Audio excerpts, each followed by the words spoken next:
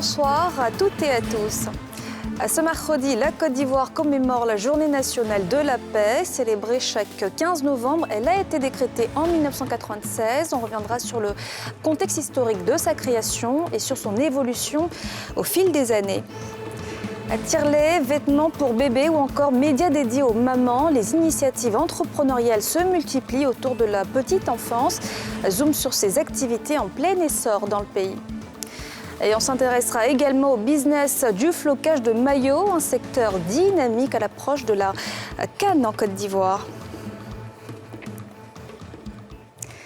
Il y a 27 ans, la Côte d'Ivoire a institué la Journée nationale de la paix.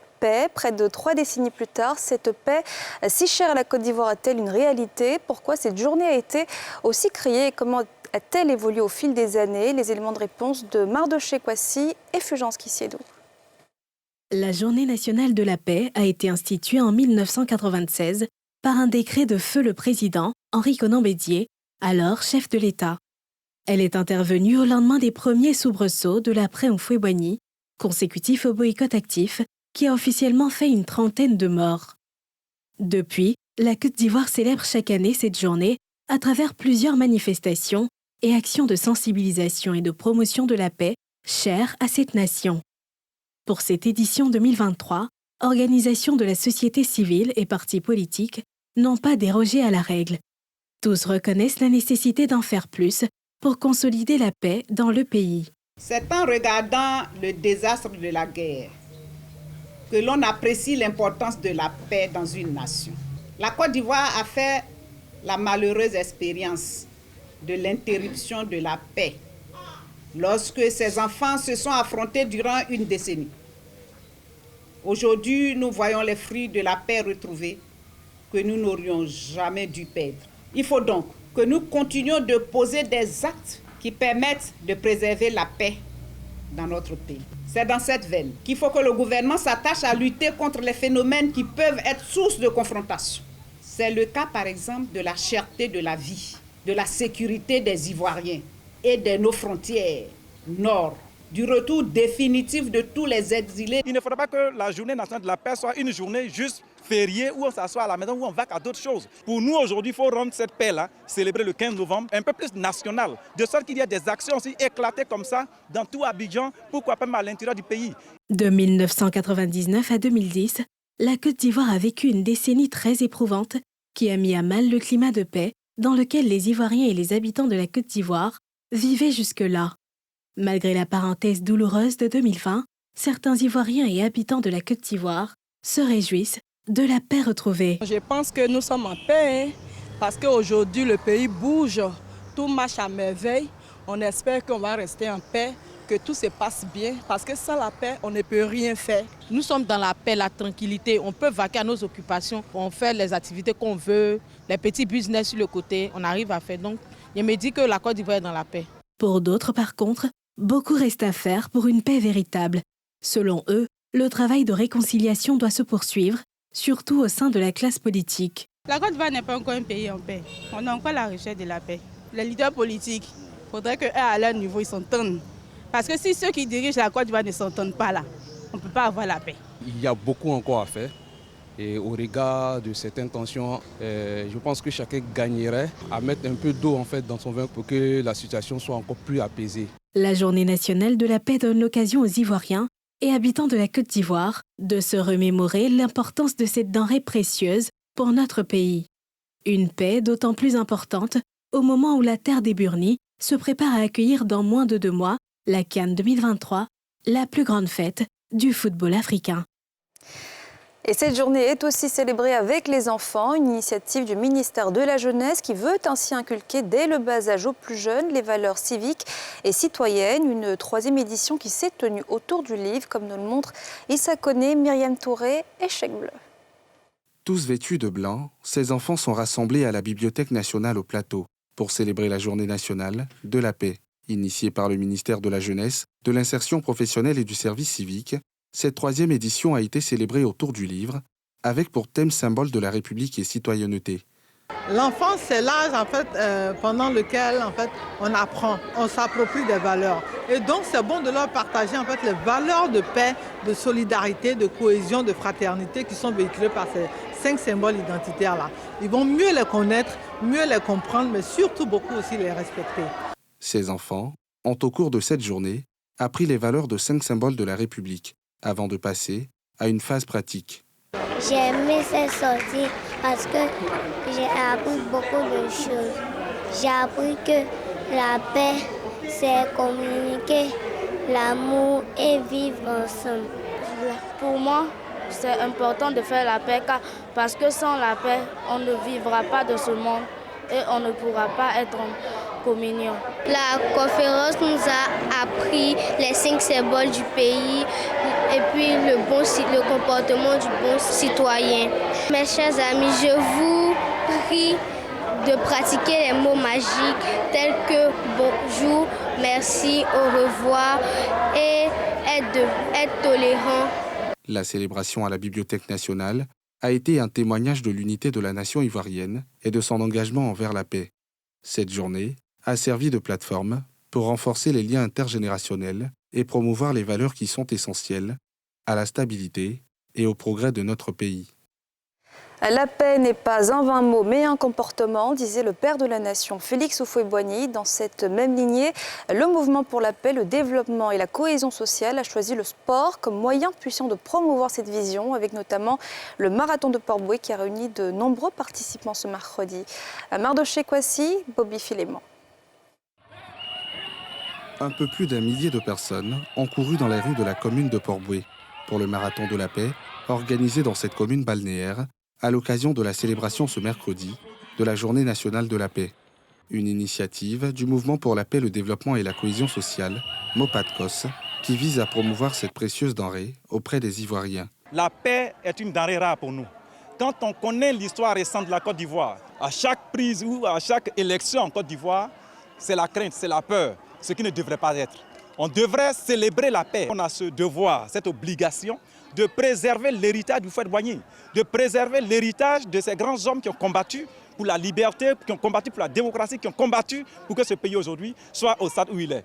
Plusieurs structures, notamment la mairie de Port-Bouët et l'Organisation internationale pour la recherche de la paix, OIRP, ont tenu à accompagner le MOPADCOS dans la vision de préserver cet héritage laissé par Félix Houphouët-Boigny, le père fondateur de la Côte d'Ivoire moderne. Vu les tensions qui se créent ça et là, nous pensons que cette journée est la bienvenue pour consolider les acquis de paix depuis feu Félix Houphouët-Boigny, notre premier président. Le sport est un élément très important qui amène l'harmonie, la convivialité et aussi la fraternité entre les athlètes.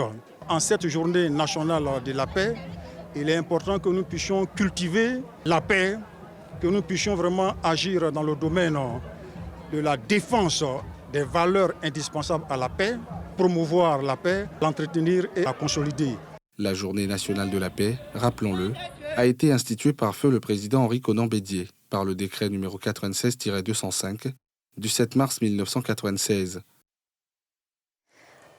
Dans le reste de ce journal, elle se lance avec passion et détermination dans l'entrepreneuriat en créant des entreprises qui répondent aux besoins des mamans et de leurs bébés, à la rencontre de ces femmes d'affaires de la petite enfance dans cet élément de Nadja Edja, Bénédicte Silué et Bobby Filémon.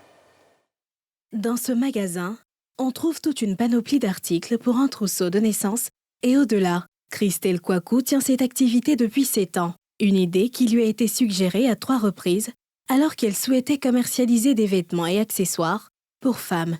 Malgré son désir inassouvi de maternité, elle a dû se résigner à accompagner et conseiller des mamans et futures mamans. Je suis en train de préparer un magasin pour vendre des accessoires de femmes, donc sac à main, chaussures.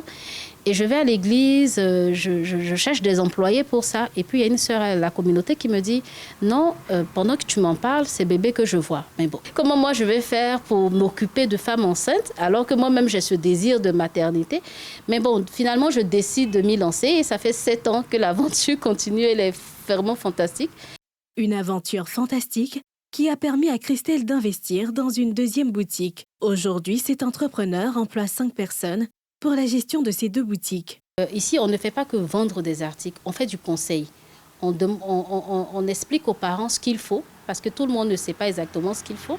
Et il vous faut donc en face des personnes, des employés, qui puissent expliquer, connaître l'activité. C'est une activité qui est rentable.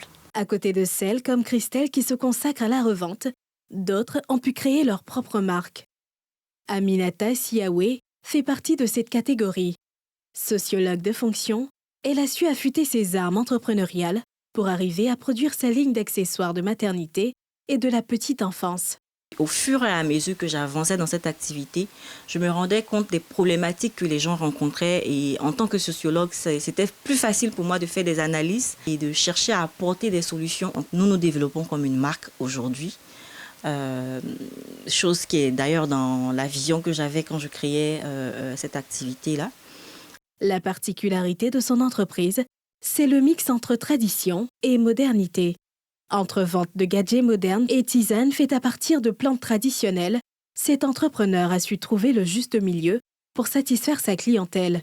On a un service pour les matrones, un service après-vente qui est fait sous la base d'un groupe WhatsApp. Aujourd'hui, je pense que l'activité se déroule très bien et voilà, on a des clients satisfaits et on en aura encore.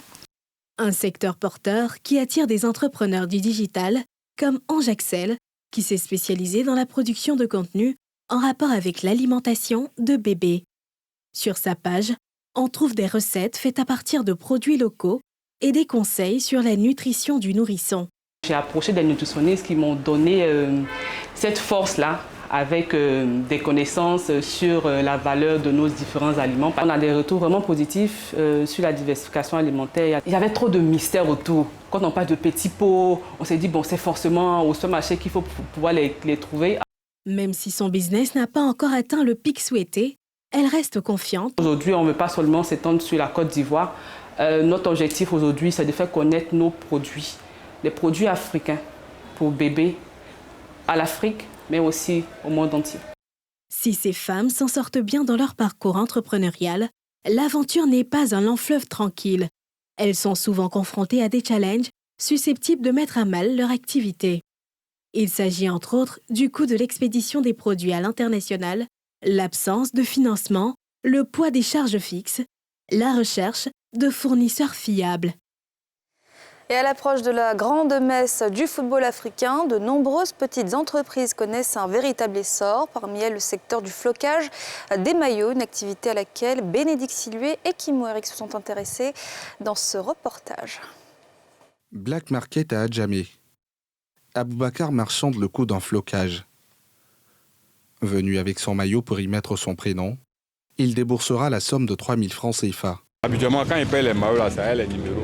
Donc aujourd'hui, là, comme c'est un maillot simple, c'est moi qui ai décidé de mettre mon nom dessus. Ça m'a beaucoup plu. Bon, l'écriture, tout ça, là, bon, c'est bien écrit et puis c'est joli, c'est beau à voir.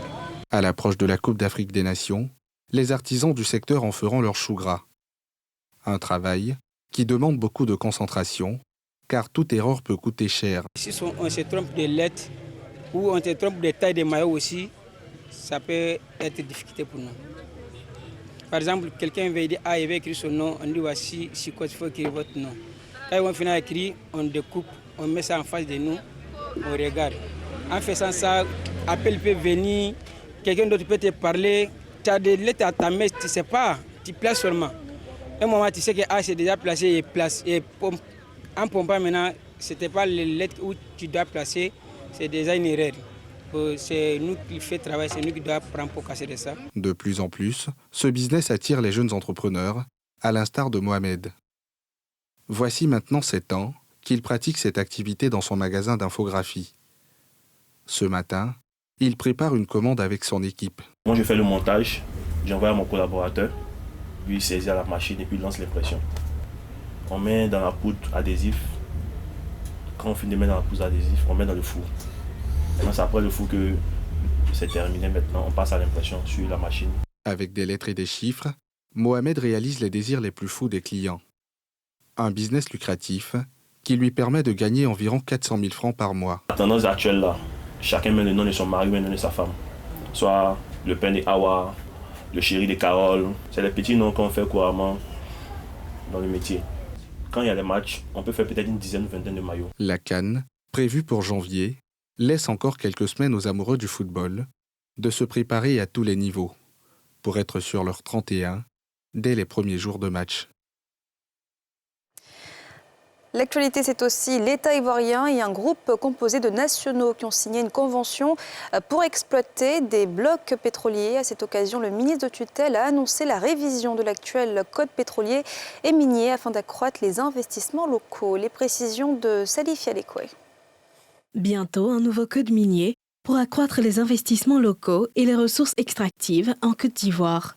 L'annonce a été faite par le ministre des Mines, du Pétrole et de l'Énergie, Mamadou Sangafoa Koulibaly. Il s'exprimait lors de la signature d'une convention d'un contrat de partage de production entre l'État de Côte d'Ivoire et la société ivoirienne Ice Oil & Gaz, exerçant dans l'exploration et la production d'hydrocarbures pour le bloc offshore CI-705. Notre volonté, c'est qu'à terme, la Société nationale soit l'instrument incubateur des champions nationaux. La vision du président de la République sur les industries extractives, c'est de faire en sorte que la contribution de cette industrie extractive à la croissance économique et à la prospérité soit inclusive. Pour sa part, le représentant d'Ice Oil & Gaz, Jacques Ayeko-Enda, s'est réjoui de ce partenariat.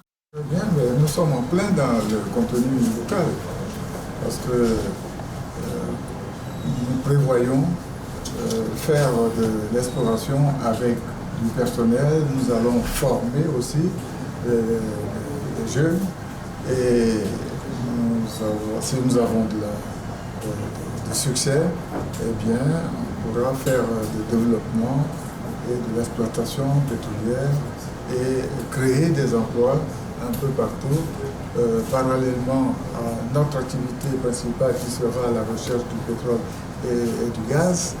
Nous allons créer des entreprises qui vont aider les parapétroliers. Je vous disais que j'ai été chef de projet Fostroc et on a pu découvrir le gaz là où on voulait, avec une précision extraordinaire qui est meilleure que celle des géants. Fondé par une génération de pionniers ivoiriens dans le domaine de l'exploration et de la production d'hydrocarbures, Ice Oil & Gaz assumera le rôle d'opérateur avec une participation majoritaire de 90%. Petroci bénéficiera d'une participation initiale de 10%, conformément au code pétrolier en vigueur. Et puis l'ambassadeur de l'Allemagne en Côte d'Ivoire a reçu à sa résidence des personnalités du corps diplomatique et des autorités gouvernementales. Cette réception était organisée pour célébrer la fête de l'unité allemande, un moment empreint de convivialité, comme en témoigne ce reportage de Bénédicte Silué et Fulgence Kissiedo. La fête nationale de la République fédérale d'Allemagne, ou la fête de l'unité nationale allemande, couplée avec le 34e anniversaire de la chute du mur de Berlin, a été célébrée en Côte d'Ivoire à la résidence de l'ambassadeur, devant un parterre de personnalités politiques et diplomatiques. Une occasion pour le représentant de l'État allemand en Côte d'Ivoire, Matthias Veltin, de se réjouir de bons rapports entre la Côte d'Ivoire et l'Allemagne. Je suis très fier de constater que les relations entre l'Allemagne et la Côte d'Ivoire sont excellentes dans tous les domaines, avec des perspectives encore plus belles et prometteuses. La visite du président de la République Alassane Ouattara à Berlin la semaine prochaine, à l'invitation du chancelier fédéral Olaf Scholz, en est la preuve. Notre illustre hôte participera, comme il en a eu l'habitude ces dernières années, à la conférence du Compact Ouest Africain, le Compact dont la Côte d'Ivoire est bien sûr un partenaire de la première heure. Le travail conjoint sur l'objectif du Compact, notamment le renforcement des investissements en Afrique, engendre en ce moment une augmentation remarquable du nombre des entreprises allemandes en Côte d'Ivoire. Le représentant du ministre ivoirien des Affaires étrangères, lui, a fait le point sur les actions et les événements importants qui ont marqué la coopération ivoiro-allemande. Je voudrais me féliciter du niveau des échanges commerciaux atteints par nos deux pays ces dernières années, avec un volume des échanges globaux de plus de 587 milliards de francs CFA en 2022. ce qui place l'Allemagne dans le peloton de tête des partenaires commerciaux européens de notre pays. Les relations d'amitié et de coopération ivoiro-allemandes se sont particulièrement bonifiées ces dernières années. La République fédérale d'Allemagne et la Côte d'Ivoire entretiennent de bons rapports diplomatiques depuis le 7 août 1960. Et voilà, c'est la fin de ce journal. Merci de l'avoir suivi. Bonne reprise demain à toutes et à tous.